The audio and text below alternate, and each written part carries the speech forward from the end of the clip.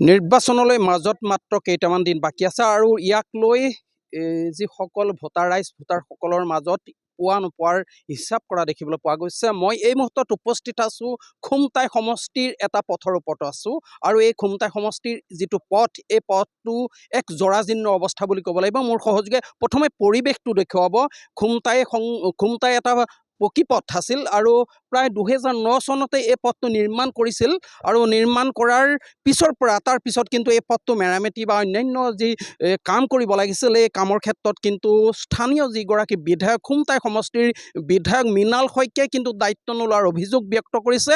মাজত মাত্ৰ কেইটামান দিন বুলি ক'ব লাগিব আৰু ইয়াক লৈ কিন্তু স্থানীয় লোকসকল ক্ষোভিত হৈ পৰিছে। তেওঁলোকে এটা কথাই প্ৰকাশ কৰিছে, যিহেতু বিধায়কগৰাকী আছে, শাসকীয় দলৰ বিধায়কগৰাকী আছে আৰু বিধায়কগৰাকীয়ে যিহেতু পথটো নিৰ্মাণৰ ক্ষেত্ৰত ব্যৱস্থা গ্ৰহণ কৰিব লাগিছিল বা এই ক্ষেত্ৰত বিধায়কৰ দায়িত্ব আছিল, কৰ্তব্য আছিল, কিন্তু নিৰ্বাচনলৈ আৰু মাত্ৰ কেইটামান দিন আছে আৰু এনে সময়তে পথৰ যি জৰাজীৰ্ণ ৰূপ এই জৰাজীৰ্ণ ৰূপ তেওঁলোকে বিশেষভাৱে ক্ষোভিত হৈ পৰিছে। স্থানীয় লোকসকল ক্ষোভিত হৈ পৰিছে। তেওঁলোকে চৰকাৰক আহ্বান জনাইছিল, বিধায়কগৰাকীক আহ্বান জনাইছিল, কিন্তু কোনো ধৰণৰ ব্যৱস্থা গ্ৰহণ নকৰাৰ অভিযোগ ব্যক্ত কৰিছে। যিহেতু এই পথেদি শতাধিক ছাত্ৰ ছাত্ৰী অহা যোৱা কৰে, ৰোগী কৃষক ৰাইজ এই পথেদি অহা যোৱা কৰে, কিন্তু আজিও কিন্তু এই পথছোৱাৰ মেৰামতি নহ'ল বা নিৰ্মাণ হৈ নুঠিলে। শাসকীয় চৰকাৰখনৰ যিগৰাকী বিধায়ক আছিল মৃণাল শইকীয়াৰ দায়িত্ব আছিল, কিন্তু মৃণাল শইকীয়াই যিহেতু পথটো নিৰ্মাণ নকৰাৰ অভিযোগ ব্যক্ত কৰিছে। প্ৰায় 6 কিলোমিটাৰ দৈৰ্ঘ্য জিন্তু গগৈ পথৰ পৰা পতিয়া পথাৰ সংযোগী এই 6 কিলোমিটাৰ পথ খুমটাই সমষ্টিৰ এই 6 কিলোমিটাৰ পথত কিন্তু জ্বলা কলা খুৱাইছে স্থানীয় লোকসকলক। তেওঁলোক ক্ষোভিত হৈ পৰিছে, পথলৈ ওলাই আহিছে, তেওঁলোকে প্ৰতিবাদ সাব্যস্ত কৰিছে। কি ক'ব এই মুহূৰ্তত?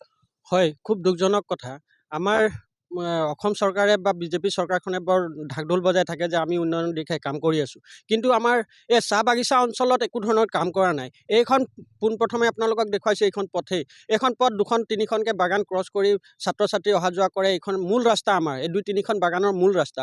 এই ৰাস্তাটো আজিৰ তাৰিখলৈকে পকীকৰণ নহ'ল। 2006 চনতে কংগ্ৰেছ চৰকাৰ থাকোঁতে কৰি থৈ যোৱা, তাৰপিছত না ইয়াত মেৰামতি হ'ল না কিবা হ'ল। স্থানীয় বিধায়কক কেইবাবাৰ কোৱা হৈছিল আৰু স্থানীয় বিধায়কে এইখন বাটেদি অহা যোৱা কৰে, কিন্তু এইখন ৰাস্তা কেতিয়াও তেখেতে মানে ভাল কৰাৰ বা একো পৰিকল্পনা নকৰিলে, যাৰ কাৰণে আমি খুব দুখ পাইছোঁ।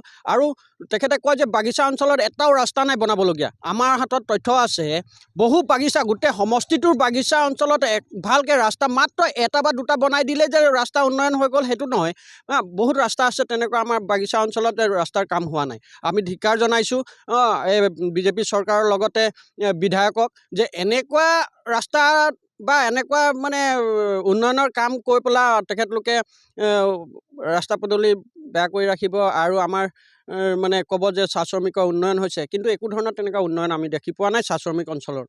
ক্ষোভিত হৈ পৰিছে চাহ শ্ৰমিকসকল, যিহেতু বিধায়কগৰাকীয়ে বিশেষভাৱে তেওঁৰ উন্নয়নৰ কথা কৈ আহিছে। বাগান অঞ্চলত পথসমূহ নিৰ্মাণৰ কথা তেওঁ ঢাক ঢোল বজোৱাৰ অভিযোগ ব্যক্ত কৰিছে, কিন্তু বৰ্তমান সময়ত কিন্তু বিধায়কগৰাকীয়ে যি দায়িত্ব ল'ব লাগিছিল, চাহ শ্ৰমিকসকলৰ যি দায়িত্ব ল'ব লাগিছিল, দায়িত্ব কিন্তু নলোৱাৰ অভিযোগ উঠিছে। যিহেতু খুমটাই সমষ্টি বিধায়কগৰাকীৰ ওপৰত কিন্তু অভিযোগ উঠিছে। কি ক'ব? হয়, অসমত এতিয়া আমাৰ স্থানীয় বিধায়ক মৃণাল শইকীয়াৰ 2টা কাৰ্যকাল শেষ খবৰ হৈছে, কিন্তু খুমটাই জিন্তু গগৈ পথৰ পৰা পতিয়া পথাৰ আত্মাৰাম গগৈ পথৰ যিটো সংযোগী পথ প্ৰায় 6 কিলোমিটাৰ, এই পথটি কংগ্ৰেছ চৰকাৰে যি দি গ'ল তাৰ মেৰামতি এখেতৰ কাৰ্যকালত মেৰামতি কি নামত শূন্য বুলি ক'লেও ভুল নহ'ব। আৰু বিশেষকৈ মই দেখোঁ সৰু সুৰা ৰাস্তাবিলাকত যিটো পঞ্চায়তৰ ৰাস্তা তাত কিন্তু মৃণাল শইকীয়াৰ বৰ্ড লাগে। মই বুজি নাপাওঁ মৃণাল শইকীয়া, তেতিয়াহ'লে যদি মৃণাল শইকীয়াৰ ফাণ্ডৰ পৰা যদি ৰাস্তাটো বনিয়ে সৰু ৰাস্তাখিনি, তেতিয়াহ'লে পঞ্চায়তৰ ফাণ্ডটো ক'ত যায়? আমাৰ এটা প্ৰশ্ন হয় এইটোত। তাৰপিছতে মই এটা কওঁ, যিটো চিনাতলিৰ পৰা একেবাৰে বৰকাঠলৈ যোৱাৰ যিটো পথ 15 কিলোমিটাৰ দৈৰ্ঘ্য পথ, সেই পথটো যিখিনি যোগীবাৰীলৈ সোমাই যায়, এই অলপতে এই পঞ্চায়ত ইলেকশ্যনৰ সময়ত তেওঁ কি কৰিলে, ভাল ৰাস্তাটোকে অভাৰলেপিং কৰি পেলাই পুনৰ নিৰ্মাণ কৰিলে। যিটো জৰাজীৰ্ণ পথ সেইটো নকৰি নিজৰ ৰাস্তাত সি মানে নিজৰ দুৱাৰমুখটো যদি নিৰ্মাণ কৰে, গোটেই সমষ্টিটো যদি তেওঁৰ ৰাস্তাটোকে বুজায় তেতিয়াহ'লে উপায় নাই। কিন্তু বাগিচা অঞ্চলৰ হিচাপে আমি খুমটাই বাগিচা, হেণ্ডৰাইটিং বাগিচা, আমাৰ মানে বেছি আৰু পতিয়া পথাৰ গাঁওবাসী আৰু খুমটাই গাঁৱৰ পৰা যিটো সংযোগী এইটোত মানে ছাত্ৰ ছাত্ৰী যোৱাৰ কোনো পৰিৱেশ নাই, বহুত কষ্টৰ মাজেদি গৈ আছে।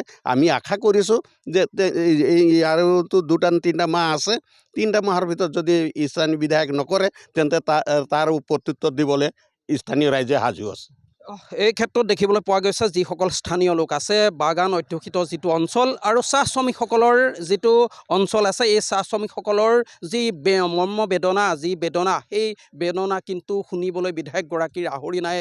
তাক লৈ অভিযোগ ব্যক্ত কৰিছে। তেওঁলোকে এটা কথাই আহ্বান জনাইছে, যদি অনাগত মাত্ৰ মাজত 2টা মাহ আছে, এই 2টা মাহৰ ভিতৰত যদি বিধায়কগৰাকীয়ে ব্যৱস্থা গ্ৰহণ নকৰে বা পথটো নিৰ্মাণৰ ক্ষেত্ৰত যদি তেওঁৰ দায়িত্ব নলয়, তেতিয়াহ'লে তেওঁলোক ভোটাৰ ৰাইজ, চাহ শ্ৰমিক লোকসকলে কিন্তু প্ৰত্যুত্তৰ দিবলৈ কিন্তু সাজু আছে বুলি তেওঁলোকে ব্যক্ত কৰিছে।